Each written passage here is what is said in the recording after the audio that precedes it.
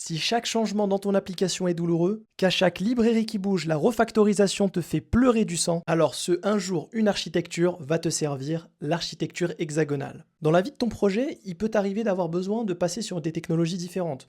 Aujourd'hui, je veux passer de PHP à Java, de PostgreSQL à Oracle. Et tu te retrouves avec de la refactorisation monstrueuse, longue et difficile. Et ça, c'est valable à tous les niveaux, back-end comme en front-end. L'idée de l'architecture hexagonale, elle est très simple. Rendre agnostique ton application à toute technologie. Pour ça, tu isoles la logique métier de ton application, loin de toute considération technique, et tu écartes tout le reste. Et tout ton sens de dépendance va s'inverser. C'est tes librairies et tes frameworks qui importeront ta logique métier, et plus l'inverse. Je vous ai fait un petit schéma, c'est très simple. Au centre, votre logique métier, c'est le cœur de votre application. Et toutes les règles et les définitions qui font que votre application répond à un besoin métier. Par exemple, faire du e-commerce. Et à l'intérieur, on définit qu'est-ce qu'un client, un panier, un produit.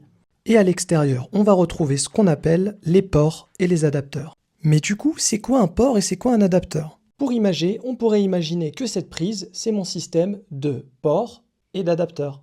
Et que derrière, il y a ma logique métier qui est le cœur de mon application.